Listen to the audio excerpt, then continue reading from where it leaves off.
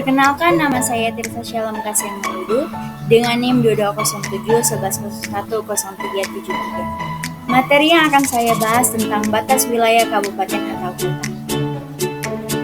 Kita masuk dalam pengertian batas wilayah.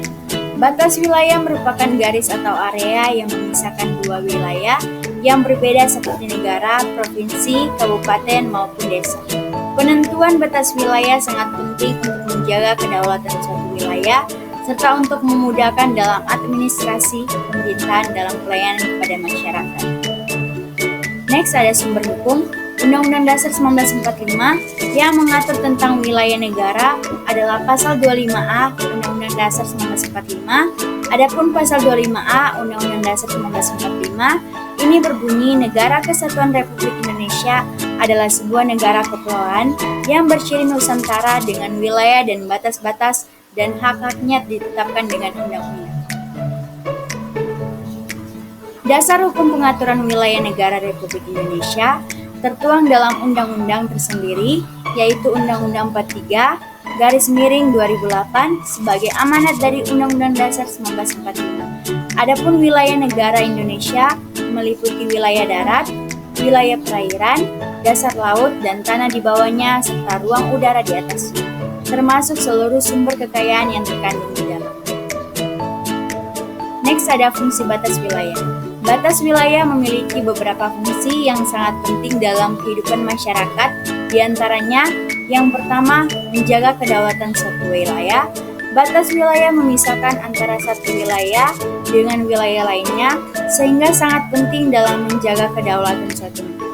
Batas wilayah juga dapat mencegah konflik yang mungkin terjadi akibat tumpang tindih wilayah antara negara-negara tetangga.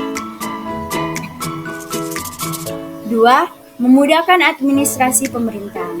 Dengan adanya batas wilayah yang jelas, pemerintah dapat memudahkan dalam melaksanakan administrasi pemerintahan seperti pembagian tugas dan tanggung jawab antar instansi pemerintah di wilayah tersebut.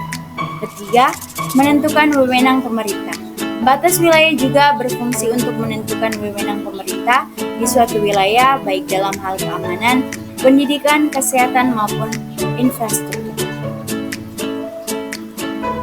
Next, ada sengketa. Sengketa PT Ciputra International dan warga eks pengarap lahan hak guna bangunan HGB nomor 70 tahun 1994 berakhir damai. Kedua belah pihak sepakat mengakhiri sengketa yang sudah berlangsung 21 tahun lamanya. Kesepakatan dua belah pihak ini tertuang dalam akta perdamaian dibuat di hadapan Notaris Nancy Angelina Maria Tulung SH MKN Senin tanggal 22 bulan 5 di Manado. Kata kuasa hukum PT Ciputra International Dewan Taga kepada Detikom Rabu 24 bulan 5 2023. Pihak pertama dalam sengketa sebelumnya ialah 147 kepala keluarga diwakili oleh 10 warga yang mendatangani akta perdamaian. Dimaksud 10 perwakilan warga tersebut yaitu Sony, Riddle, Oli, Debbie, Wempi, Tibor, Nelson, Lexi, Windy, serta Rendrasi. Kemudian dari pihak kedua yang bertindak atas nama PT Ciputra International, yakni Dewi Rompas dan Cindy Rini, menurut Dewan keduanya menerima surat kuasa khusus tertanggal 16 Mei 2023 untuk mengurus serta melakukan tindakan hukum yang diperlukan guna terjadinya kesepakatan perdamaian.